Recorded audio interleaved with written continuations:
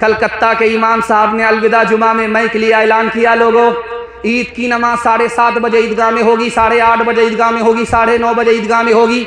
20 से एक मुक्तदी खड़ा होकर के बोला, इमाम साहब ऐलान वापिस लो, ईद की नमाज मस्जिद में पढ़ोगे तो तुम्हारे साथ पढ़ूंगा, अगर ईद की नमाज ईदगाह में पढ़ोगे मैं नहीं पढ़ूंगा। इमाम साहब ने उसको बुलाया, कहाँ से आए? रांची से आए? हाफ हो या फुल हो या पूरे पैदल हो? ये जुमा की नमाज है कि ईद की नमाज है? ईदगाह में होगी, तुमको क्या परेशानी? कहा परेशानी इमाम साहब मेरे भाई से मेरा 10 साल से केस चल रहा है, वो मनहूस ईदगाह में नमाज पढ़ता है, उसके साथ मैं ईद की नमाज ईदगाह में पढ़ूंगा ही। हजरत को समझ में आ गया इसका घर का मसला है, हल कर देते। उसको करीब बुला करके कहा कि देखो मैं तुम्हारा मसला हल कर देता हूँ, ईद की नमाज तुम भी ईदगाह में पढ़ोगे, वो भी ईदगाह में पढ़ेगा, तुम एक किनारे पढ़ोगे, वो एक किनारे पढ़ेगा, जब नमाज खत्म हो जाएगी वो एक किनारे से निकल जाएगा, तुम अलग किनारे से निकल जाना। तो कहता है आप एक किनारे की बात करते हो, अगर मुझे पता चल गया कि मेरा भाई जन्नत में गया है तो मैं जन्नत में भी नहीं जाऊंगा। एक किताब है, उसका नाम है अदलिया और समाज। उस किताब के लिखने वाले का नाम है मौलाना वली रहमानी, दुआ कीजिए अल्लाह उनकी कब्र को नूर से भर दे। उन्होंने कहा कि इस बस्ती में, रजौला बस्ती में मरवाड़ी कौम भी है, मुसलमान भी है। मुसलमान ज़मीन बेचता है, मरवाड़ी खरीदता है।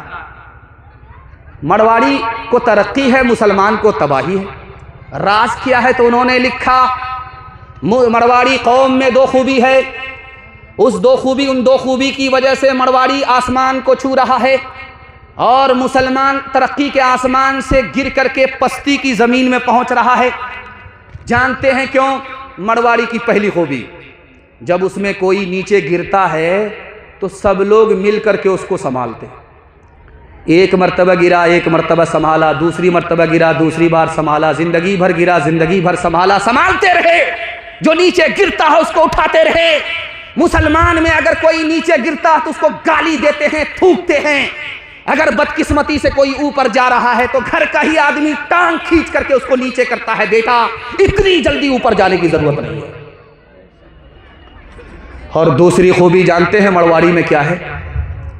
मरवाड़ी तरक्की का आसमान छू रहा है, मुसलमान जिल्लत के गड्ढे में पहुंच रहा है। जानते हैं क्यों? आप कोर्ट में जाइए, वकील से पूछिए, सीना पर हाथ रख करके पूछिए मरवाड़ी का केस आता है, वो सर पर हाथ उठा करके रख करके बोलेगा, सीना तान करके बोलेगा मरवाड़ी का केस आता ही नहीं। क्यों भाई, मरवाड़ी का झगड़ा नहीं होता? तो लिखने वाले ने लिखा कि झगड़ा होता है, घर में हल हो जाता है, अदालत में नहीं जाता। इसलिए मरवाड़ी कौम तरक्की के आसमान को छू रही है। मुसलमानों का छोटा से छोटा झगड़ा घर में हल होता ही नहीं है, सीधे अदालत में पहुंचता है। 2011 की रिपोर्ट है कि मुसलमानों का डोरी एक अदालत में 33 हज़ार है। इस घर को आग लग गई, घर के चराग से। एक किताब है, उसका नाम है कलीला धिमना, संस्कृत जबान में किताब है और मदरसे में पढ़ाई जाती है। संस्कृत मदरसे में पढ़ाई जा रही है, हिंदी मदरसे में पढ़ाई जा रही है। मुसलमान संस्कृत को भी अपनी ज़बान समझता है, हिंदी को भी अपनी ज़बान समझता है। मुसलमान ज़बान का दुश्मन नहीं है, इसलिए हर ज़बान इसको आता है। उस किताब में लिखा है कि 3 जानवर थे, शेर, चीता, गीदड़। तीनों शिकारी थे, शिकार करते थे, मार करके लाते थे, बांट करके खाते थे। 3 जानवर को मारा, गधे को मारा, खरगोश को मारा, हिरन को मारा। शेर ने चीते से कहा बांटो, कैसे बांटते हुजूर? उसने कहा बंटवारा बिल्कुल आसान है, ये खरगोश गीदड़ खा लेगा, मैं न छोटा हूं न बड़ा हूं, बीच बीच का हूं, मैं हिरन खा लूंगा, आप सबसे बड़े हैं, आप गधा खा लीजिए। शेर को गुस्सा आया, मारा मुंह पर तमाचा खींच करके कि सबसे बड़ा गधा, उल्लू का पट्ठा मैं हूं, मेरे हिस्से में गधा है, मैं इस बंटवारे को नहीं मानता। शेर चाहता था कि हिरन आए, आ गया गधा, उसने तमाचा मार करके कहा मैं इस बंटवारे को नहीं मानता। उसने गीदड़ से कहा बांटो, तुम कैसे बांटते हो? कहा हुजूर बंटवारा बिल्कुल आसान है, ये जो खरगोश है आपके नाश्ते में खाने का, ये जो हिरन है ये आपके दोपहर में खाने का, ये जो गधा है ये आपके रात में और सेहरी में खाने का। कहा सब मेरे लिए? कहा आप तो राजा, बचा तो रोजी, नहीं बचा तो रोजा। सुभान अल्लाह। शेर ने हैरत से कहा यार बहुत अच्छा बंटवारा किए, लेकिन किस स्कूल में पढ़ करके आए हो, किस मदरसे से पढ़ करके? तो गीदड़ बोला किसी मदरसे से नहीं पढ़ा, उस एक तमाचे ने बता दिया कि बंटवारा कैसे होगा। मुझ में बुराई भी, मुझ में भलाई भी, मुझ में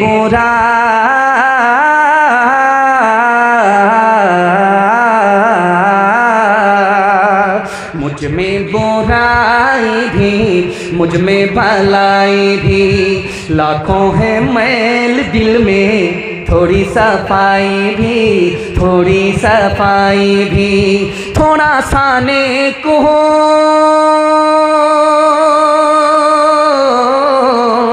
थोड़ा सा नेक हो, थोड़ा बेईमान हो, दुनिया जो चाहे समझे, मैं तो इंसान हो, मैं तो इंसान हो। जीवन का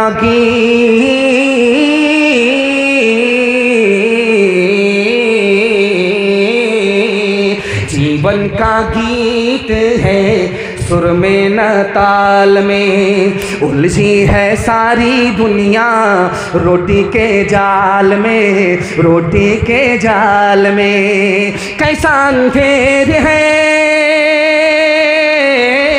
कैसा अंधेर है, मैं भी हैरान हो, दुनिया जो चाहे समझे, मैं तो इंसान हो, मैं तो इंसान हो। घर का झगड़ा घर में हल करेंगे, जो नीचे जाएगा उसको संभालेंगे, ताना नहीं मारेंगे। अल्लाह मड़वाड़ी की तरह आपको भी तरक्की अता फरमाएगा। हाथ उठाइए, वादा कीजिए। दामाद बेटी के झगड़े में दामाद सीधा जेल जाएगा, हाथ उठा दीजिए इंशाअल्लाह। माशाअल्लाह, हम आपको कब्रिस्तान पहुंचा ही देंगे। देख रहे हैं आप, जिंदा रहेंगे तो आपको दुआ मिलेगी, वरना जनाजा पढ़ाने में हम माहिर हैं। ध्यान से रखिएगा, हिंदू मुसलमान भाईचारा के हवाले से आपकी खिदमत पर पैगाम रखने के लिए जा रहा हूं। बहुत ध्यान से सुनिएगा, हिंदी की मिठास को दिखाने के लिए जा रहा हूं, संस्कृत जबान की मिठास को दिखाने के लिए जा रहा हूं, हिंदू मुसलमान भाईचारा के मिठास को दिखाने के लिए जा रहा हूं, मोहब्बत की दुकान खोलने के लिए जा रहा हूं। यहां से लेकर के वहां तक सुनने के लिए तैयार हैं? हाथ उठा दीजिए इंशाअल्लाह। एक बादशाह इतना बड़ा कंजर था, फूटी कौड़ी किसी को इनाम में देता नहीं था। तो मजमा को बेवकूफ़ बनाते हुए कहा कि मेरा एक सवाल है, जो जवाब देगा उसको इनाम मिलेगा, मुंह मांगा इनाम मिलेगा। मेरी हथेली में बाल नहीं है, जो बता देगा उसको इनाम मिलेगा। एक आदमी खड़ा हुआ, हजरत आपकी हथेली में इसलिए बाल नहीं है कि आपका देते देते घिस गया है। अल्लाह अकबर, समझ में आ गया, ये चम्मच नहीं, ये तो बहुत बड़ा चमचा, ये तो पूरा मक्खन मार रहा है। उसने कहा मुझको बेवकूफ़ नहीं बना सकते, मैं अपना हाल जानता हूं कि मैं फूटी कौड़ी किसी को देता नहीं। और तुम झूठी तारीफ मेरी कर रहे हो, मैं जान रहा। ठीक है, मेरी हथेली में बाल नहीं है, मगर तुम्हारी हथेली में भी तो बाल नहीं। कहा हुजूर इसका भी जवाब है, आपका देते देते घिस गया है, मेरा लेते लेते घिस गया है। सुभान अल्लाह। उसने कहा कि तुम मुझको मंतिक से और फलसफे से फंसाना चाहते हो, लेकिन याद रखो मैं अपना रिकॉर्ड ख़राब नहीं करूँगा, तुमको फूटी कौड़ी नहीं मिलेगी। मेरा तीसरे सवाल का जवाब दो। मेरी हथेली में बाल नहीं है, तुम्हारी हथेली में बाल नहीं, इसका जवाब दे दिया। ये सारा मजमा जो सुन रहा, किसी की हथेली में बाल नहीं का, हुजूर इसका भी जवाब मेरे पास है। आपका देते देते घिस गया, मेरा लेते लेते घिस गया। सब कुछ हमको मिलता है, सब कुछ आप देते हैं, सब कुछ हमको मिलता है, इन लोगों को कुछ नहीं मिलता। अफसोस के मारे हाथ मलते मलते इन लोगों की हथेली घिस गई है। 8 गाँव के चौधरी, 12 गाँव के राव, 8 गाँव के चौधरी, 12 गाँव के राव। अपने काम ना हो तो, अपने काम ना हो तो, ऐसी तैसी में जाओ, ऐसी तैसी में जाओ। गांधी जी खिताब कर रहे थे जलसे में, इधर हिंदू का मजमा था, इधर मुसलमान का मजमा था। तो इधर से पूछा कि तुम लोग कौन हो भाई, कहा हम लोग हिंदू हैं। इधर से पूछा कि तुम लोग कौन हो, कहा मुसलमान है। तो हिंदू मुसलमान को महात्मा गांधी जी ने कितना प्यारा सबक दिया। इधर से पूछने वाले से पूछा कि तुम कौन हो, तो कहा हम हिंदू है। तो महात्मा गांधी जी ने कहा कि हिंदू से हमने हा को निकाला। इधर मुसलमान बैठे थे, मुसलमान से कहा कि हमने मुसलमान से मीम को निकाला। हिंदू से हा को निकाला, मुसलमान से मीम को निकाला, मुसलमान से मीम को निकाला, हिंदू से हा को निकाला। हिंदू के हाँ को हमने मुसलमान के मीम में मिलाया तो हम हो गया। याद रखो, तुम्हारा वतन एक है, मोहल्ला एक है, मुल्क एक है।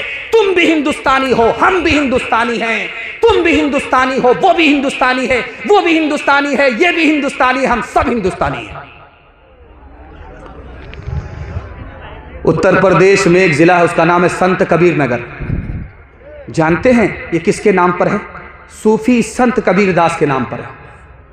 उसने हिंदू मुसलमान को भाईचारा का कितना प्यारा सबक दिया। सूफी संत के नाम से एक जिला ही बन गया, संत कबीर नगर। वो जलसा में खिताब कर रहे थे, इधर पूछा कि तुम कौन हो? का हम हिंदू है, का खड़े हो जाओ। इधर वाले से पूछा कि तुम कौन हो? का मुसलमान, का खड़े हो जाओ। हिंदू से कहा कि सीने पर हाथ रखो, मुसलमान से कहा सर पर हाथ रखो।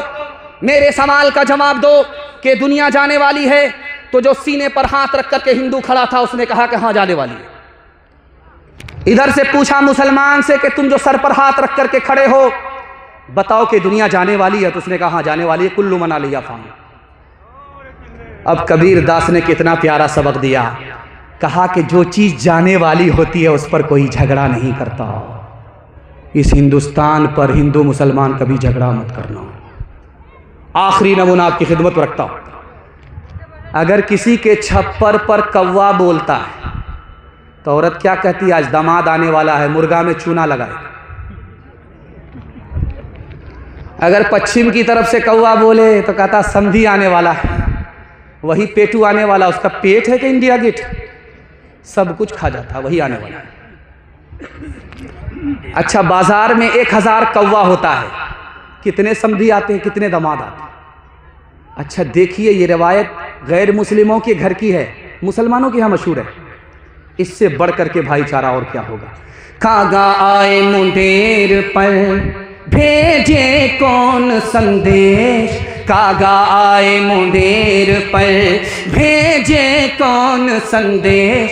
भैया के संग इस बरस, भैया के संग इस बरस भाभी गई विदेश, भाभी गई विदेश। ईश्वर अल्लाह तेरे नाम सबको सन्मति दे भगवान। इस धरती पे बसने वाले सब हैं तेरी गोद के पाले, सब हैं तेरी गोद के पाले। कोई नीच न कोई महान, सबको सन्मति दे भगवान। जन्म का कोई मोल नहीं है, जन्म मनुष्य का तोल नहीं है, जन्म मनुष्य का तोल नहीं है।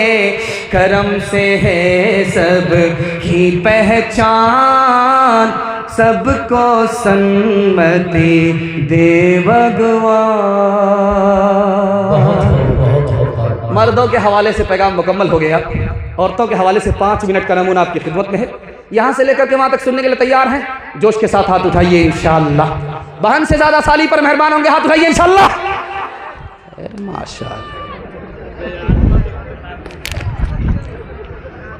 शादी के 4 महीना बाद औरत को बच्चा हुआ, 4 ही महीना में बच्चा हो गया, तो घबरा करके कहा अपने शौहर से इसका क्या नाम रखे? 4 महीना में पैदा हो गया। तो बीवी ने कहा इसका क्या नाम रखोगे? इसका नाम रखो तेज रफ्तार। 9 महीना का सफर 4 महीना में तय हो गया। वंदे भारत राजधानी के सिवा इसका क्या नाम रखोगे? एक किताब है, उसका नाम है बरहमा पुराण।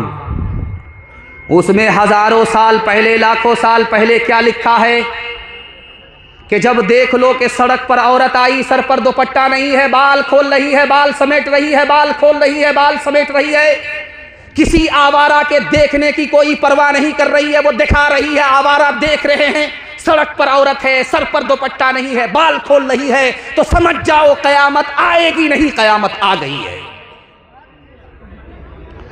एक किताब है, उसका नाम है हरिवंश पुराण, विष्णु पुराण। हजारों साल पहले उसमें क्या लिखा है, जब कयामत आएगी तो औरत अपने हुस्न को बेचेगी। गरीब शौहर को लात मारेगी, दौलत से निकाह करेगी, 8 और 10 साल का लड़का बाप बन जाएगा, 7 और 8 साल की लड़की मां बन जाएगी। इतना गंदा, इतना बुरा दौर आ रहा है। तीसरा नमूना आपकी खिदमत पर रखता हूं, ध्यान से इसको सुनिएगा, तेजी के साथ निकल जाएगा। रामायण में लिखा है कि जब सीता जी को 14 साल का वनवास हुआ, वनवास काट करके जब वो घर आई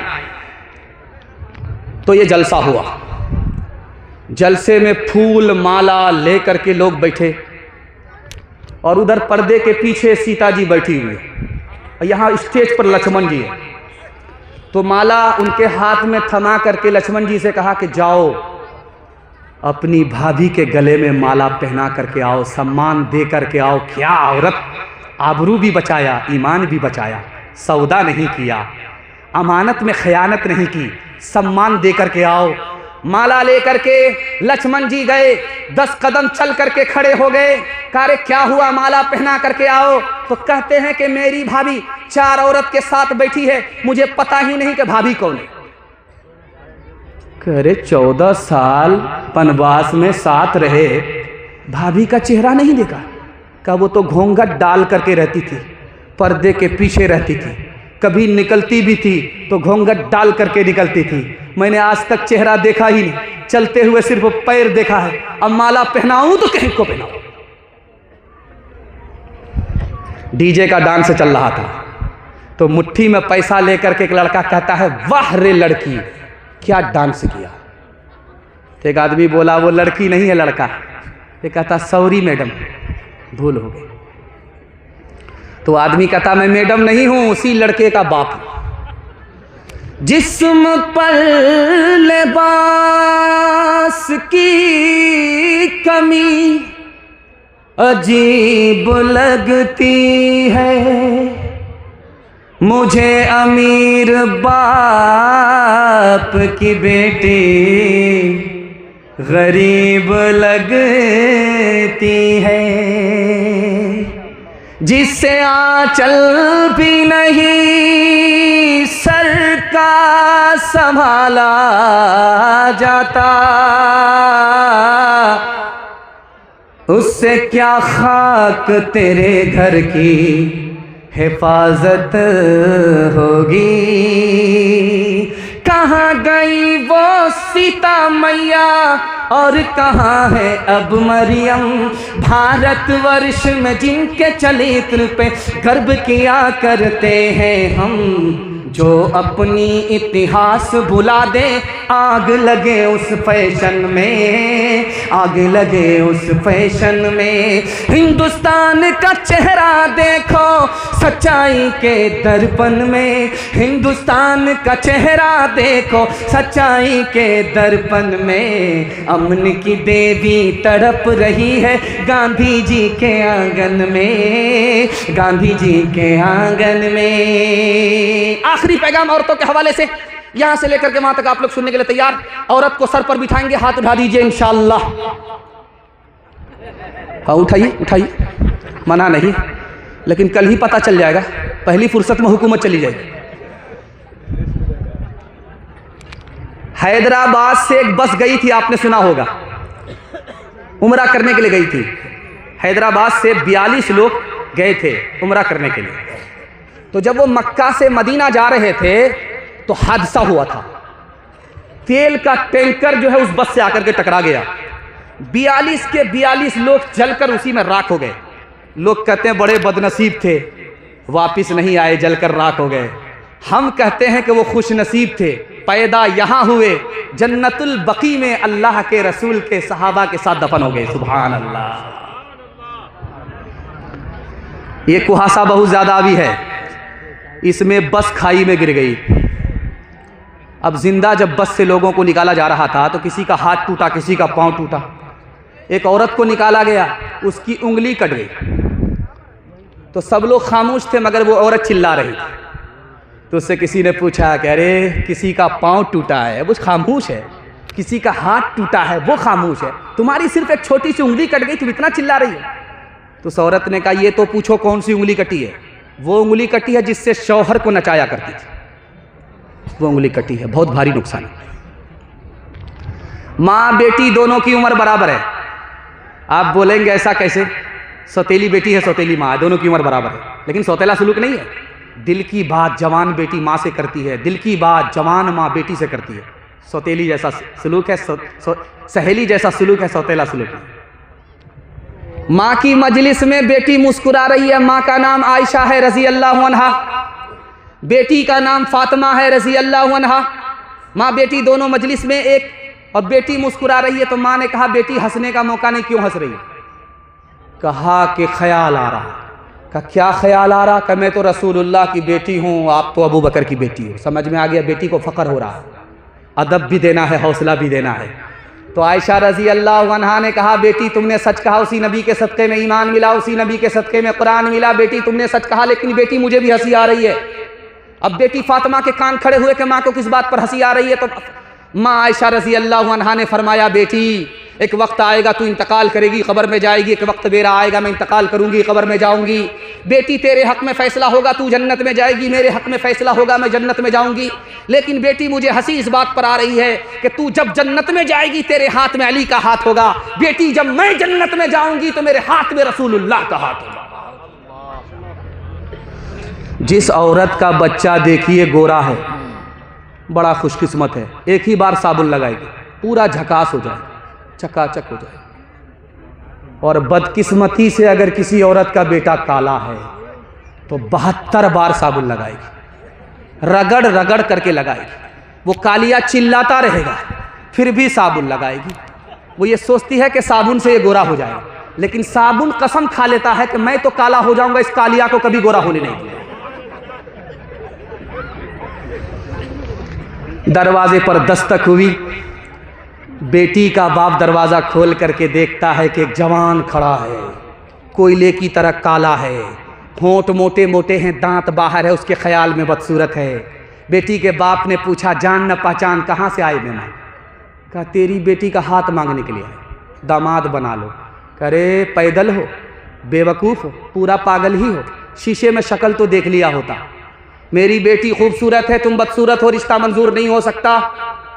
मेरी बेटी मालदार है, तुम गरीब हो, नौकर चाकर हो, रिश्ता मंजूर नहीं हो सकता। पर्दे के पीछे बेटी बैठी हुई थी, उसने कहा अब्बा मुझे रिश्ता मंजूर है, अब्बा हुजूर मुझको रिश्ता मंजूर है। आपने आने वाले को देखा कि काला है, आपने भेजने वाले को नहीं देखा कि कमली वाला है।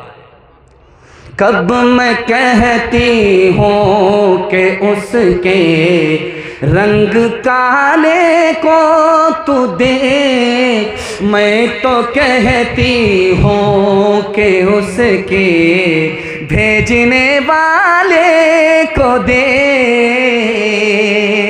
मैंने माना है वो काला, हुस्न में भी मांद है, भेजने वाला तो लेकिन चौधरी का चांद है। तेरी बेटी उसके काले रंग पे मसरूर है, तेरी बेटी उसके काले रंग पे मसरूर है, तेरी बेटी उसके काले रंग पे मसरूर है। काली कमली वाले की मर्जी मुझे मंजूर है, काली कमली वाले की मर्जी मुझे मंजूर है। हाथ उठाइए, वादा कीजिए जब बीवी मर जाएगी तो तबीयत से माँ बाप की खिदमत करेंगे। हाथ उठा दीजिए इंशाअल्लाह। खैर माशाअल्लाह, जाने दीजिए, नया साल में ये लोग ख़त्म ही हो जाएंगे। दस्तरखान लगा,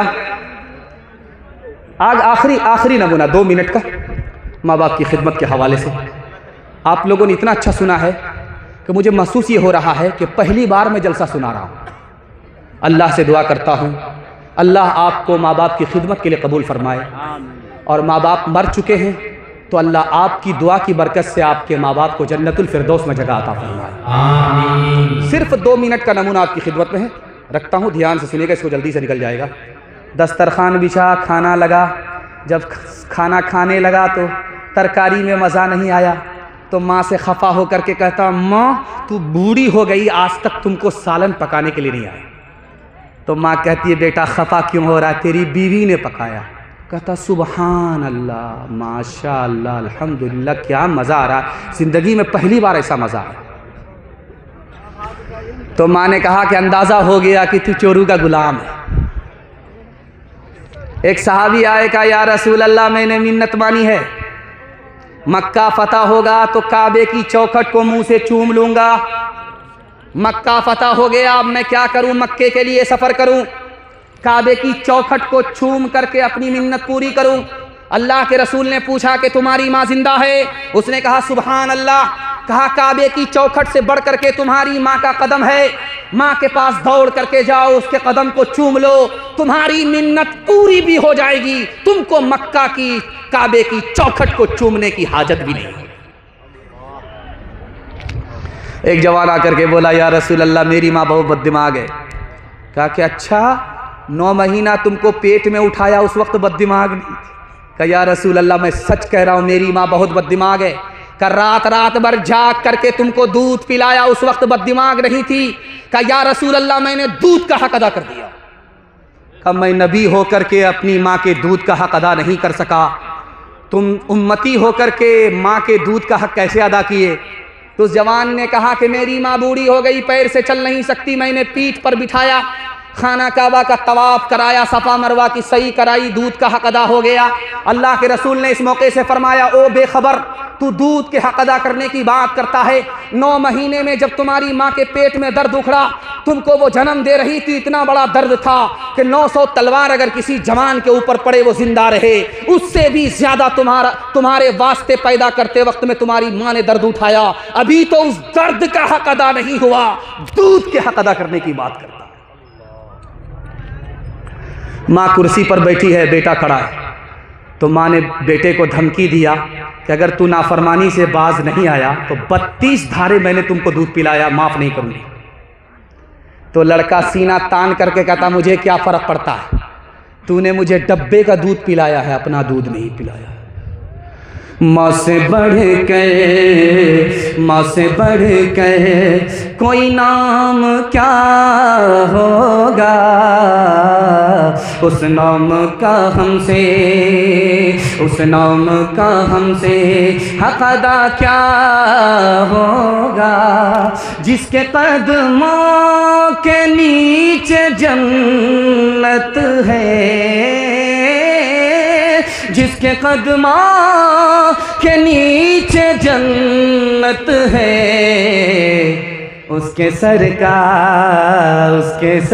का मकाम क्या होगा, उसके सर का। वो थे महरूम मगर तुझको पढ़ाया भी है, हो पसीना तेरी खातिर तो बहाया भी है, हो पसीना। सर उठा कर जो तू रहता है आज शाह में, सर उठा कर जो तू रहता है आज शाह में, ये तेरे बाप का सदका है, इस काबिल बनाया है, ये तेरे बाप का। जो सबसे बड़ा बेवकूफ़ बच्चा होगा उसको मदरसे में दाखिल करेंगे, हाथ उठा दीजिए इंशाअल्लाह। माशाअल्लाह, जैसा आपका दाल चावल वैसा मेरा फातिहा। इल्म के 3 वारिस हैं, कुरान के 3 वारिस हैं। पहला वारिस, अल्लाह उनमें हमको शामिल फरमाए, कुरान की तिलावत भी है, कुरान पर अमल भी है, कुरान का इल्म भी है।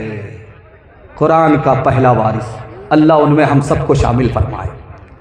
कुरान का दूसरा वारिस, कुरान की तिलावत अलग करता है, कुरान पर अमल अलग करता है, मगर कुरान का इल्म नहीं है। इल्म नहीं है अमल है, इल्म नहीं है तिलावत है, ये दूसरा वारिस है, सेकंड दर्जे का वारिस है। और तीसरा वारिस है जिसको कुरान ने खुद जालिम कहा, जालिम कहा। अमल तो नहीं है, सिर्फ तिलावत है, तिलावत करता है, अमल नहीं करता। कुरान के मुताबिक ये तीसरा वारिस जालिम है। अब हम लोग अपने बारे में जायजा लीजिए, हम लोग तो कुरान पर अमल भी नहीं करते, तिलावत भी नहीं करते, तो कितने बड़े जालिम हैं। अल्लाह कुरान पर जुल्म ढाने से हमारी हिफाजत फरमाए। स्कूल का बच्चा स्कूल से निकला, आलिम ने पूछा कि बेटा क्या पढ़ते हो? कहा कि स्कूल में पढ़ते हैं। कहा ये बताओ अरबी अच्छी है या अंग्रेज़ी अच्छी है? उस बच्चे ने कहा कि अंग्रेज़ी से अच्छी अरबी है। कहा तुम स्कूल में पढ़ते हो, तुम कैसे कहते हो अंग्रेज़ी से अच्छी अरबी है? उसने कहा कि अल्लाह का कुरान अरबी में नाजिल हुआ है, अंग्रेज़ी में नाजिल नहीं हुआ। सुभान अल्लाह। इब्ने मुबारक मुहद्दिस से एक बच्चे का हाथ पकड़ करके कहा बेटा क्या सीखते हो?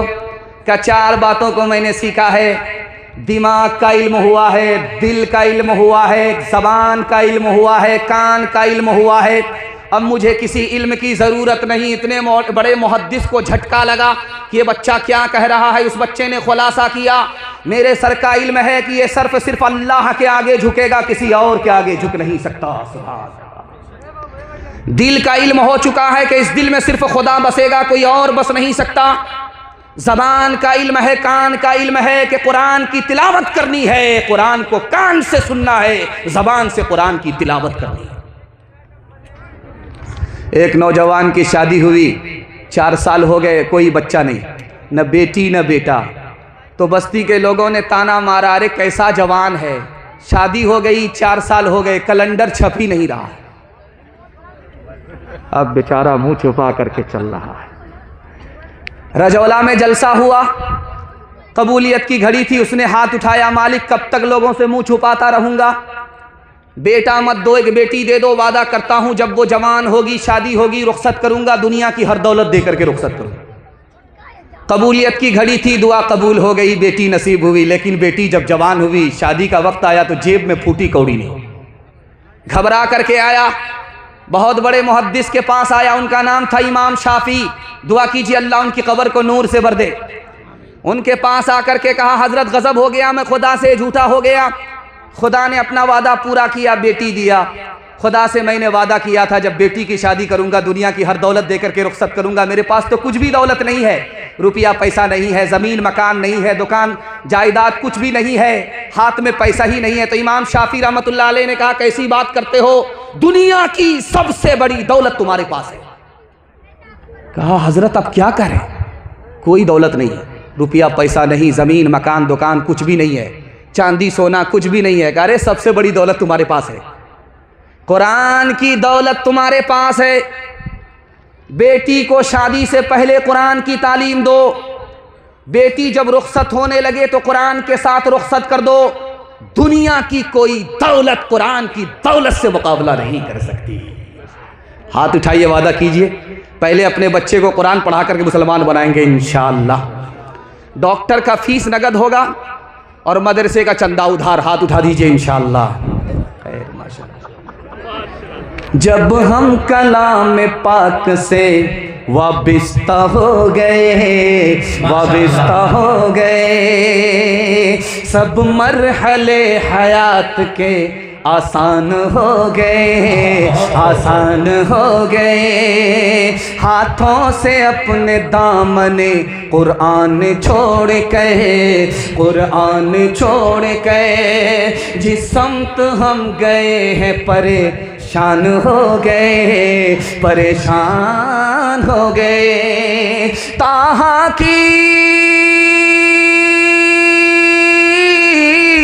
ताहा की आयतों पे जो नजरे उमर पड़ी, एक लख्त कलमा पढ़ के मुसलमान हो गए, मुसलमान हो गए। एक लख्त कलमा पढ़ के मुसलमान हो गए। मैं देख रहा हूँ जवान लोग तो सीना तान करके खड़े हैं, ऐसा लगता है कि इलेक्शन में खड़े हैं। बूढ़े लोग अभी से बैठ गए हैं और अठन्नी चवन्नी को देख रहा हूँ कि मजमे में ज़्यादा है। मैं इन छोटे बच्चों के हवाले से आपको एक पैगाम देता हूँ, आपको एक जिम्मेदारी देता हूँ। दुआ करता हूँ अल्लाह आपके बच्चे को इंसान बनाए, माँ बाप की खिदमत के लिए आपके जवानों को अल्लाह कबूल फरमाए, बच्चों के इल्म से अल्लाह आपके मुस्तकबिल को रोशन फरमाए। एक बादशाह था, उसको 3 वज़ीर थे, एक बिहारी था, दूसरा बंगाली था, तीसरा पंजाबी था। तीनों झगड़ा करते थे। बिहारी कहता था मैं पंजाबी से अच्छा हूँ, पंजाबी कहता था मैं बिहारी से अच्छा हूँ। झगड़ा ज़्यादा करते थे, काम कम करते थे। रिटायर वज़ीर ने बादशाह से कहा हुजूर तीनों का इम्तिहान लीजिए, जो पास करे उसको रखिए, जो फेल करे उसको बर्खास्त कर दीजिए। तीनों को बादशाह ने बुला करके कहा तुमको क्या पसंद है? एक ने कहा, बिहारी ने कहा मुझको बैर पसंद है, बंगाली ने कहा मुझको आम पसंद है, पंजाबी ने कहा मुझे कटहल पसंद है। तीनों को लाइन से लगाया, बादशाह ने कहा देखो इम्तिहान चल रहा है। बिहारी से पूछा कि बैर कैसे खाते हैं? कहा हुजूर गुठली निकालते हैं, छिलका फेंकते हैं, चबा करके खाते हैं। कहा देखो इम्तिहान चल रहा है, गुठली फेंक नहीं सकते, छिलका निकाल नहीं सकते, चबाने की इजाज़त नहीं है, निगल करके बैर पास करना होगा। बैर पास, इम्तिहान पास, बैर अटका यहाँ से बर्खास्त। अब हाइब्रिड बैर था, सुगवा बैर था। अल्लाह अकबर। जैसे ही मुंह में लिया, निगलने की कोशिश किया, वो जा करके अटक गया, गले में जाकर के अटक गया। तब वो रोने लगा। उसके बाद जो उसने खोखी की, खांसी की, तो बैर दोबारा मुंह में वापस आ गया, अंदर नहीं गया, तो हंसने लगा। बादशाह को हैरत हुई, तुम्हारा रोना तो समझ में आ रहा है, बैर जाकर के अटक गया, मौत का खौफ हुआ इसलिए रो रहे हो, लेकिन हंसते क्यों हो? कहा हुजूर हंसने की वजह यह है, छोटे से बैर में मेरा ये हाल है, ये आम कटहल वाले का क्या हाल होगा। ये देख लीजिए कितना छोटा मोबाइल है। बाप को बानर बनाया, अगर आप बेटे को नहीं बचाएंगे तो बेटा को हनुमान बना देगा। ये देख रहे हैं छोटा बच्चा 6 साल का है।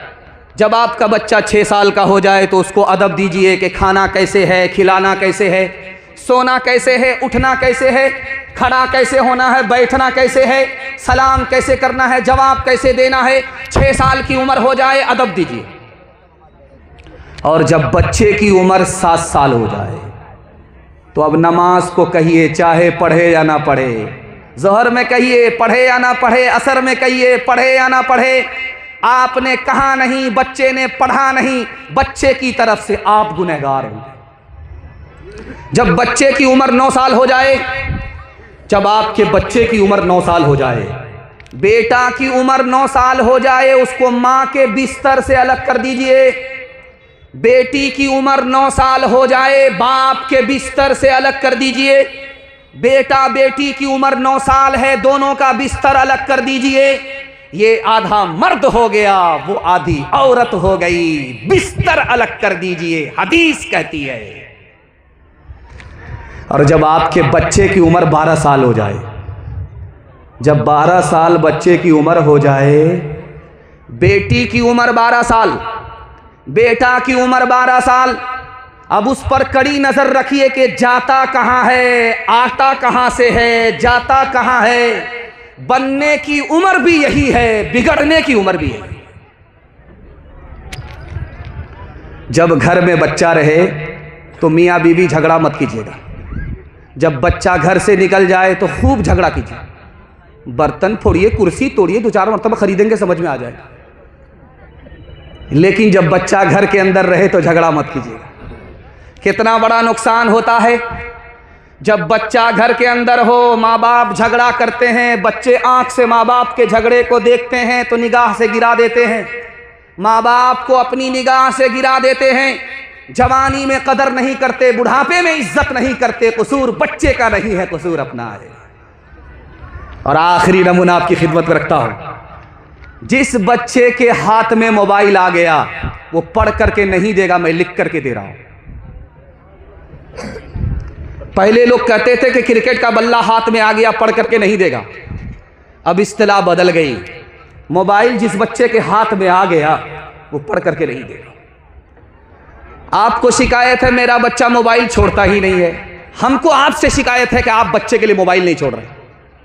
मसनद रसूल पर गारंटी देता हूं, आप बच्चों के लिए मोबाइल छोड़ करके दिखाइए, जिंदगी भर के लिए आपका बच्चा मोबाइल छोड़ देगा। जब बच्चा घर के अंदर रहे आप मोबाइल छुपा करके रख दीजिए। जब बच्चा घर से निकले मोबाइल निकालिए, आज़ान देखिए, कुरान देखिए, बयान देखिए। बच्चा जब घर आए तो उसको छुपा दीजिए, बच्चा जब घर से निकले मोबाइल निकालिए, देखिए, एक दिन करके दिखाइए, एक हफ्ता करके दिखाइए, एक महीना करके दिखाइए, मसनद रसूल पर गारंटी देता हूं जिंदगी भर के लिए आपका बच्चा मोबाइल छोड़ देगा। बच्चा सामने बैठा रहता है, आप मोबाइल देखते रहते हैं, वो इंतजार में रहता है कि जरा बाप से छुट्टी तो मिले, इस मोबाइल को बाप से भेंट करा देंगे। बाप ड्राइवर, बेटा खलासी, गाड़ी का नंबर 786।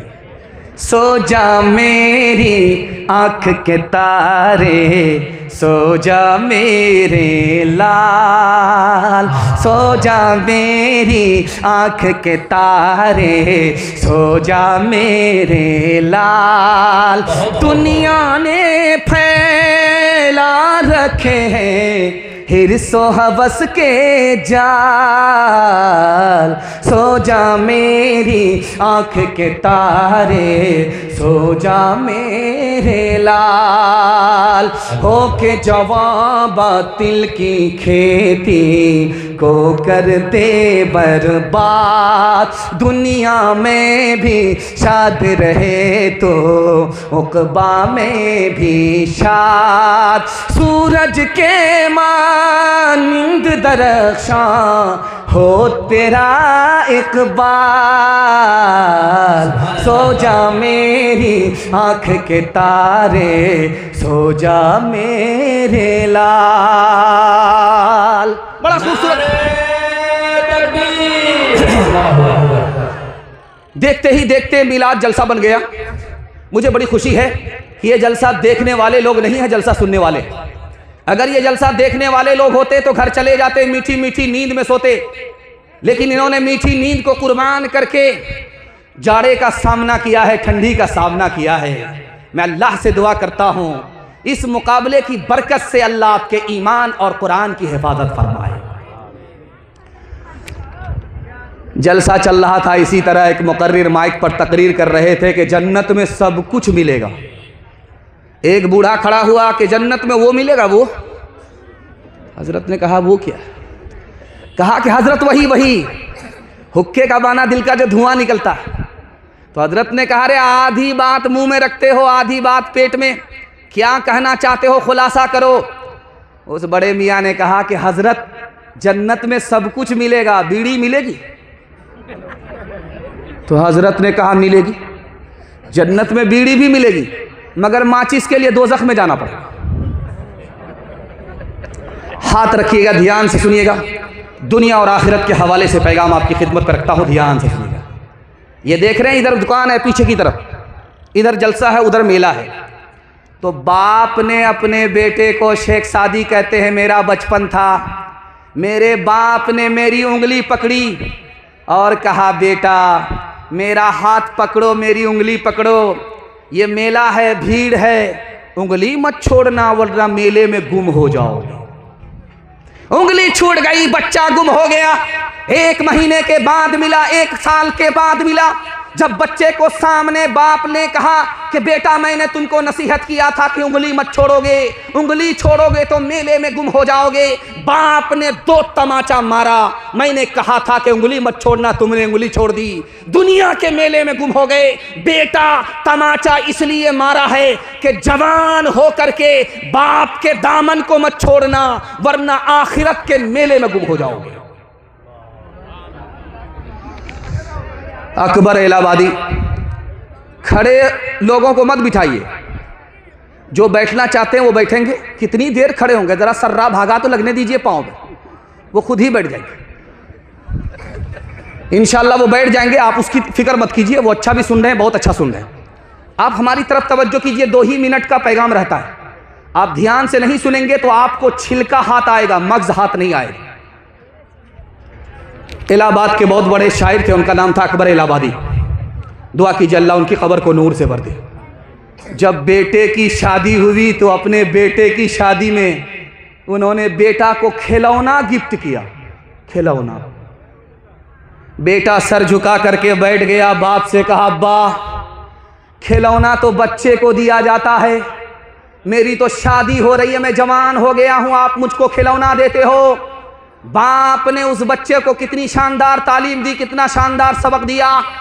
उस बाप ने कहा कि बेटा याद रखो, मैं तुम्हें मेले में लेकर के गया था, तुमने कहा था कि फला खिलौना खरीद करके दो, वो महंगा था, मेरे पास पैसा नहीं था, तुमने जिद पकड़ लिया, मैंने हाथ जोड़ा, तुमने जिद पकड़ लिया, मैंने हाथ जोड़ा, तुम अपनी जिद से बाज आने वाले नहीं, तुमने मुझसे बोलना छोड़ दिया, मैंने तुमको खिलौना खरीद करके नहीं दिया। बेटा मैंने सोचा कि बड़ा अच्छा मौका है, तुम्हारी शादी हो रही है, जवानी की हसरत को, बचपन की हसरत को जवानी में पूरी कर देता हूं। लेकिन बेटा जब बचपन की हसरत जवानी में पूरी होती है तो आदमी शर्मिंदा हो जाता है। मैं तुम्हें ये तालीम करना चाहता हूं कि जवानी में कोई ऐसी हसरत मत रखना, जब मरने के बाद खुदा के पास पहुंचो तो वहां तुम्हारा सर झुक जाए। इसलिए बेटा मैंने तुमको खिलौना गिफ्ट किया है। अभी आ रहा है नया साल, नया साल आ रहा है, मुर्गा बहुत ज्यादा बिकता है। ये मुर्गा जाता कहां? चखना। बेटा दारू नहीं पीता है, दारू पीने वाले के साथ बैठता है। बेटा जुआ नहीं खेलता, जुआ खेलने वाले के पास बैठता है। बेटा जिना नहीं करता, जिना करने वाले के साथ बैठता है। बाप ने हाथ जोड़ करके कहा कि बेटा गलत आदमी के साथ बैठोगे गलत बन जाओगे। बेटे ने कहा अब्बा हुजूर वो गलत है अपनी जगह, मैं सही हूं अपनी जगह। बाप को समझ में आया, ऐसे समझ में नहीं आएगा इसको। बाप ने कहा कि रजौला चौक जाओ, एक पेटी सेब खरीद करके लाओ।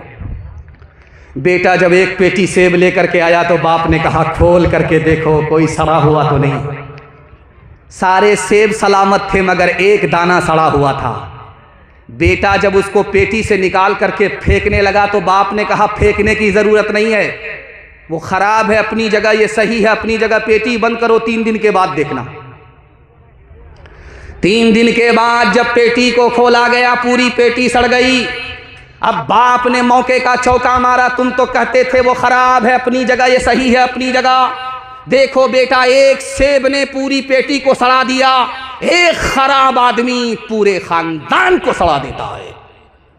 नेकियां तेरी तराजू में तुले या न तुले, दाग फिर तेरे गुनाहों के धुले या न धुले, दाग फिर तेरे आज ही कर ले गुनाहों से तो अपने तौबा,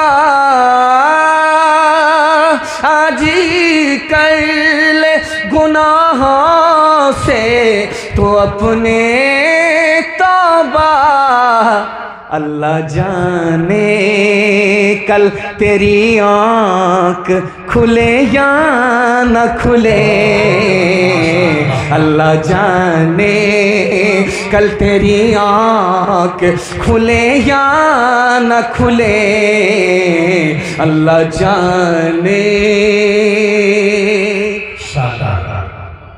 आप लोग इतने खामोश बैठे हैं कि मुझे ऐसा लगता है कि आप लोग दावत में बैठे हैं, खाना ख़त्म हो गया है, और इतना सट सट करके आप लोग बैठे हैं कि मुझे खुशी है कि आपको ठंडी नहीं लगेगी। लेकिन इतना सट गए हैं, डर लगता है कि किसी का हाथ किसी की जेब में गया तो पूरा बटुआ खाली हो जाएगा। ज़रा ध्यान रखिएगा। बाप का जब इंतकाल हो गया, इंतकाल होने वाला था तो बेटे को बुलाया कि देखो मैं तो ऊपर जाने वाला, जब मैं ऊपर जाने वाला हूं मुझको दफन करना नीचे तो पुरानी कब्र में दफन करना, नई कब्र में दफन मत करना। बेटा बोला अब्बा नया मुर्दा नई कब्र में जाता है, आप पुरानी कब्र में क्यों जाना चाहते? कहा फरिश्ते को ठगना चाहते। दुनिया को तो ठग लिया है, फरिश्ते को भी ठगना चाहते। कहा कि अब्बा फरिश्ते को ठग लो। कहा 1 मिनट, जब मैं मर जाऊं मुझको पुरानी कब्र में दफन करोगे, फरिश्ता आएगा पूछने के लिए तो कहेंगे अभी तो पूछ करके गए थे, क्या बार बार दिमाग खराब करने के लिए? इस मजमे में सबसे बड़ा बेवकूफ कौन है? हसन बसरी ने जलसे में मजमे से पूछा कौन जवान है, 1 लाइन का सवाल है, 1 लाइन में जवाब दे। इस मजमे में बेवकूफ कौन है? किसी ने नहीं बताया। तो उन्होंने कहा जानते हो इस जलसे में सबसे बड़ा बेवकूफ कौन है? जो लूट करके लाता है, कूट करके खाता है, मर करके कब्र में पहुंच जाता है। बेटा मस्ती कर रहा है, घर के लोग मस्ती कर रहे हैं और वहां ठुकाई पर ठुकाई हो रही है। उसकी आखिरत बर्बाद हो गई, इसकी दुनिया बर्बाद हो गई। इससे बड़ा कायनात में कोई बेवकूफ नहीं हो सकता। जानते हैं, हलाल कमाता था, हलाल खाता था, अचानक हराम कमाने लगा, 99 की बीमारी पैदा हो गई। कहां से? घर के लोगों से। आदमी घर से आबाद होता है, घर से बर्बाद होता है। घर से आदमी आबाद होता है, घर से बर्बाद होता है। हलाल कमा रहा था, हलाल खा रहा था, कोई मसला नहीं। बीवी ने ताना मारा कि दुनिया कहां से कहां चली गई, मकान बना लिया, जमीन खरीद ली, ये कर लिया, वो कर लिया, और तुम वही के वही हो। बीवी के ताने की ताब न ला करके मजनू लूट करके ला रहा है, कूट करके खा रहा है। उसकी तो दुनिया बन गई, इसकी आखिरत बर्बाद। अब ये स्टेज आप देख रहे, इसी तरह का स्टेज लगता था शादी में आज से 40 साल 50 साल पहले। इसी तरह का स्टेज होता था। ये देख रहे हैं मोबाइल, ये मोबाइल नहीं होता था। लड़की उस दिन लड़के को देखती थी जिस दिन उसकी शादी होती थी। लड़की इधर बैठी है, अच्छा माशाअल्लाह, बाइसी वाले ढूंढ रहे हैं आपको। लड़की इधर बैठती थी, लड़का उधर बैठता था। बहुत बड़े आलिम थे शेख अहमद अली लाहौरी रहमतुल्लाह अलैह। रजिस्टर मुकम्मल करने के बाद लड़की से कहते हैं कि देखो बेटी, यही लड़का है, इजाज़त दो तो मैं तुम्हारा इससे निकाह पढ़ा दे। तो लड़की ने जो गौर से देखा, ओ दाढ़ी वाला लड़का है, तो भरी मजलिस में खड़ी होकर के बोली, मुझको दाढ़ी वाला लड़का पसंद नहीं है। सुभान अल्लाह। अब जो दांत पिजा करके आए थे बाराती खस्सी तोड़ने के लिए, मुंह लटका करके बैठ गए। हजरत ने सर उठा करके कहा कि लोगों जानते हो, इस लड़की ने भरी मजलिस में दाढ़ी वाले लड़के का इनकार किया। जानते हो क्यों? जिंदगी भर इसके बाप ने हराम कमाया, इसके पेट में हराम लुकमा गया। जिंदगी भर हराम कमा करके इस लड़की को जवान किया, इसके पेट में हराम है, उसी हराम की नुहूसत है। इसको सब कुछ पसंद है, नबी की अदा, नबी की सुन्नत दाढ़ी पसंद नहीं है।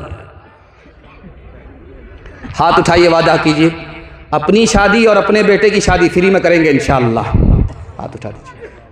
अच्छा, मैंने देखा है वो लोग ज़्यादा हाथ उठाए हैं जिनकी शादी हो गई, वह दूसरी और तीसरे के चक्कर में हैं।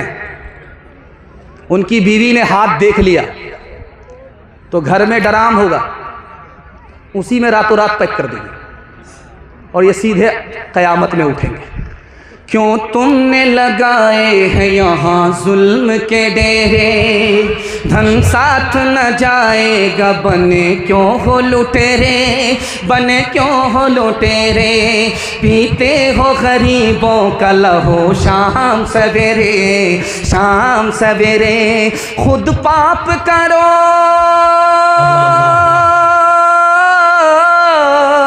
खुद पाप करो, नाम हो शैतान का बदनाम। इंसान बनो, कर लो भलाई का कोई काम। दुनिया से चले जाओगे, रह जाएगा बस नाम। हॉस्पिटल में बीवी है, उसको बाल बच्चा होने वाला, बाल बच्चा होने वाला है। ये साहब यूं सर उठा करके बैठे हुए। नर्स ने आकर के कहा कि तुमको बेटी हुई है, मुबारक। अब जो सर उठा करके थे, सर गाड़ करके बैठ गए। ऐसा लगा मुकदमा हार गए, और ऐसा लगा कि इस साल बीवी पैदा कर रही, अगले साल यही पैदा करे। सर झुका करके बैठे हुए थे, उधर बीवी को बाल बच्चा होने वाला है। नर्स ने आकर के कहा कि मुबारक हो, तुम बेटे के बाप बन गए। ये सर झुका करके बैठे हुआ था। बेटा का नाम सुन करके यूं सर उठा था, आसमान की तरफ देख रहा कि जिब्रील वही लेकर के आ रहा है। बेटा का नाम आ जाए, सीना भी तानता है, सर भी उठाता है। जहां बेटी का नाम आए, सर गाड़ करके ऐसे बैठ जाता है, लगता है कि इस साल बीवी ने पैदा किया, अगले साल यही पैदा करेगा। आप देखेंगे हॉस्पिटल चले जाइए, वहाँ लिखा रहेगा बेटी बचाओ बेटी पढ़ाओ। आप स्कूल चले जाइए, वहाँ लिखा रहेगा बेटी बचाओ बेटी पढ़ाओ। ट्रक के पीछे तख्त को देखिए, उसमें लिखा रहता है बेटी बचाओ बेटी पढ़ाओ। क्यों भाई हर जगह बेटी बचाओ बेटी पढ़ाओ? कहीं ये लिखा नहीं है बेटा बचाओ बेटा पढ़ाओ? जानते हैं क्यों? एक साल में इसी हिंदुस्तान में 10 लाख लड़की को मार दिया जाता है, और मारने वाले कोई और नहीं, माँ बाप होते हैं। कैसे मारते हैं? मशीन ने बताया कि पेट में बेटा है, आने दो, बरकत आ रही है। और मशीन ने बता दिया कि पेट में बेटी है, तो इसको गिरा दो, बहुत बड़ी मुसीबत है, जल्ले तू जलाल तू, इस बला को टाल तू। मीठा मीठा हफ हफ, कड़वा कड़वा थू थू। बेटी को गिराने के नतीजे में एक साल में 10 लाख मासूम की जान चली गई। तुमने मासूम की जान ली है, तुमको जन्नत मिलेगी? किस बात की उम्मीद रखते हो? अल्लाह, तुमने उस बच्ची को दुनिया की जिंदगी से महरूम किया, अल्लाह अपनी जन्नत से तुमको महरूम कर देगा। एक जवान खड़ा है अल्लाह के रसूल के सामने, खिदमत में आया, कहा कि अल्लाह के रसूल ने तुमको कितने बेटे हैं? कहा या रसूल अल्लाह, एक भी बेटा नहीं है, सब मुसीबत है, बेटी ही बेटी है, 10-10 बेटी है, मर जाती तो अच्छा था। अल्लाह के रसूल ने कहा, अरे इतना दिल छोटा करके क्यों बोलते हो? तुम किस्मत वाले थे, इसलिए अल्लाह ने तुमको बेटी दिया। बेटी के वास्ते तुम मेहनत करोगे, बेटी ही के सदके में अल्लाह तुमको जन्नत में दाखिल कर देगा। कहीं और से कोई जन्नत में दाखिल कराने वाला नहीं, तुम्हारी बेटी होगी। अगर बेटी मुसीबत की चीज होती तो अल्लाह अपने नबी को बेटी का बाप नहीं बनाता। हाथ उठाइए, वादा कीजिए, बेटा बेटी दोनों से मोहब्बत करेंगे इंशाअल्लाह। बेटी में देंगे, बेटा में लेंगे। हाथ उठा दीजिए इंशाअल्लाह। तो जलसा खत्म होने दीजिए, मैंने आपको देखा है, जलसा खत्म होने दीजिए, दोनों हाथ से हम मुसाफा करें। औरत ने जन्म दिया मर्दों को, मर्दों ने उसे बाजार दिया। जब जी चाहा मसला कुचला, जब जी चाहा धुतकार दिया।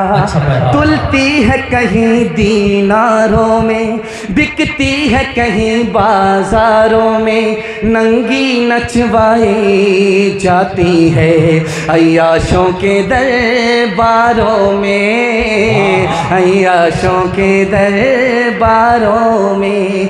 ये वो बेकीमत चीज़ है जो बट जाती है इज़्ज़तदारों में। औरत ने जन्म दिया मर्दों को, मर्दों ने उसे बाजार दिया। मर्दों के लिए हर जुल्म रवा, औरत के लिए रोना भी खता। मर्दों के लिए हर ऐश का हक, औरत के लिए जीना भी सज़ा। औरत के लिए जीना भी सज़ा। मर्दों के लिए लाखों सीजें, औरत के लिए बस एक चिता। औरत ने जन्म दिया मर्दों को, मर्दों ने उसे बाजार दिया।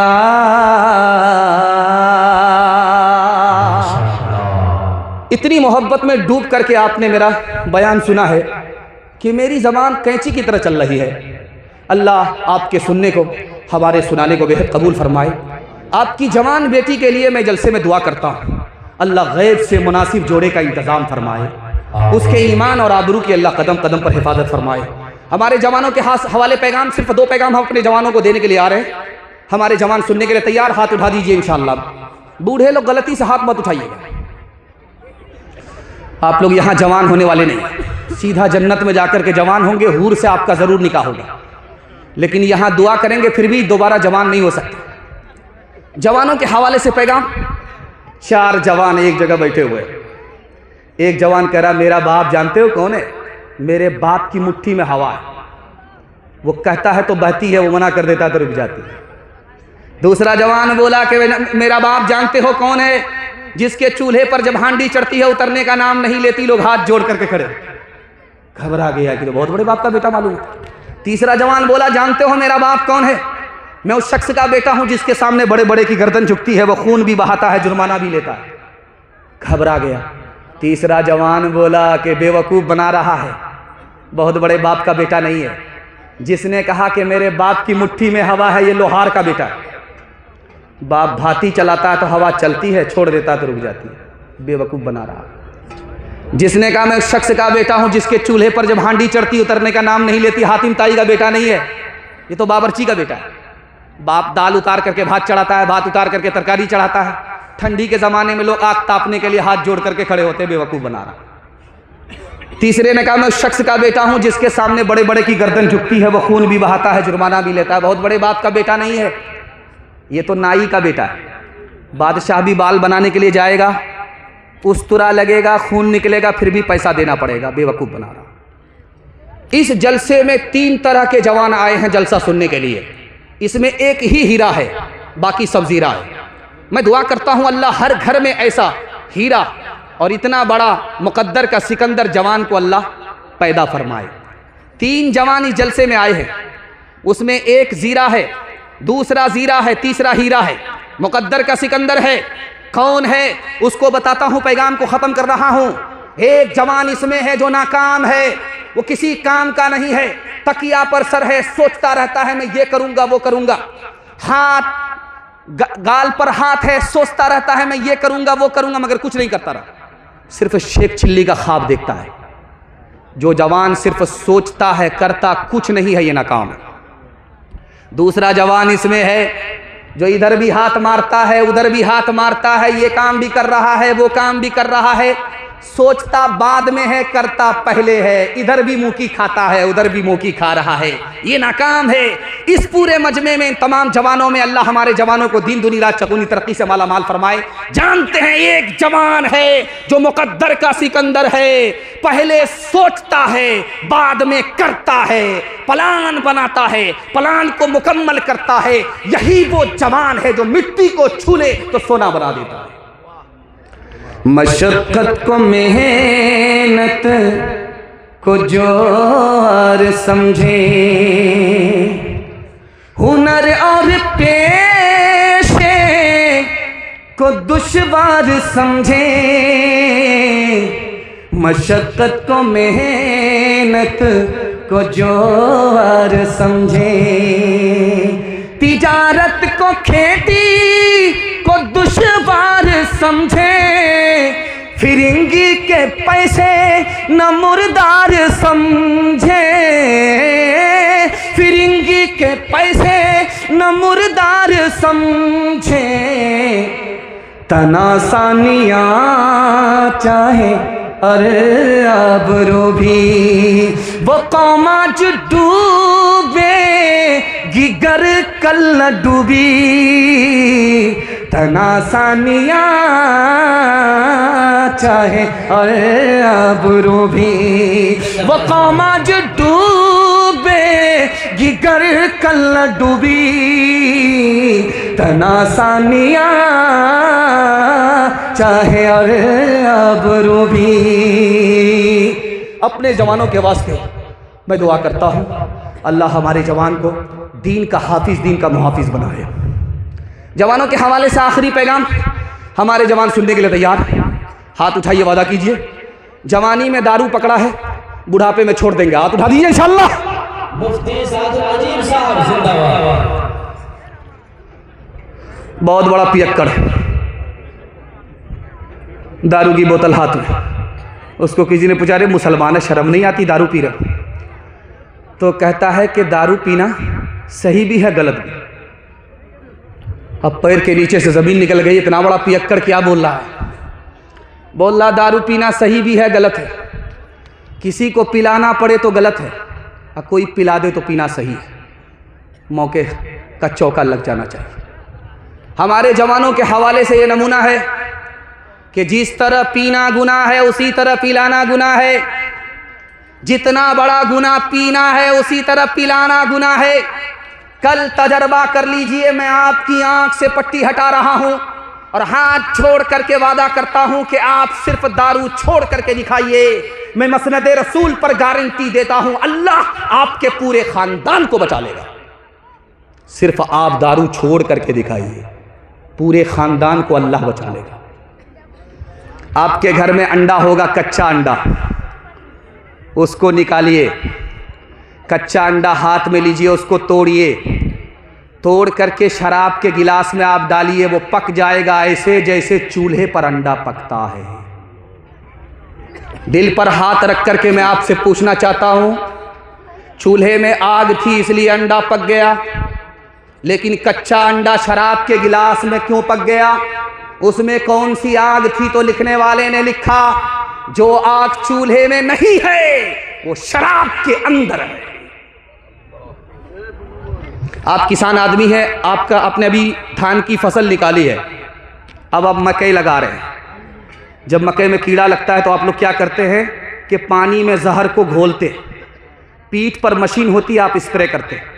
एक बूंद शराब की डालिए मशीन में, 99 बूंद पानी की डालिए मशीन में, 99 बूंद पानी में एक बूंद शराब को मिला दीजिए और सिर्फ 10 दिन फूल पर स्प्रे कीजिए, ये फूल मुरझा जाएगा।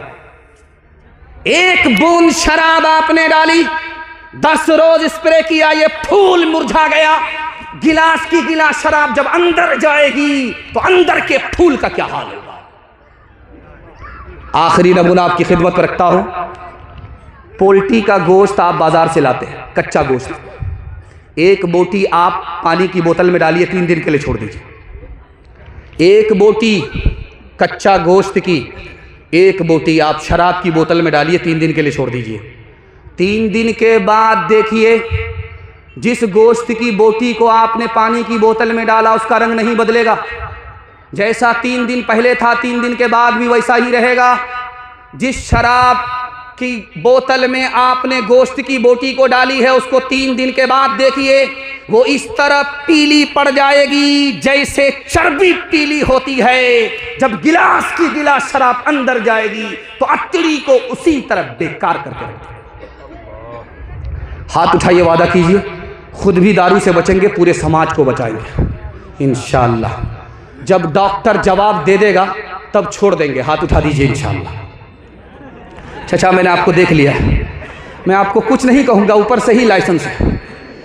गिलासों में जो डूबे फिर न उभरे, जिंदगानी में हजारों बह गए इन बोतलों के बंद पानी में। न करे बर्बाद अपनी जिंदगी बोतल के दीवाने, वो काटेगा बुढ़ापे में जो बोता है जवानी में। ये दारू का पियाला मौत का कड़वा पियाला है, ये दारू का पियाला मौत का कड़वा पियाला है।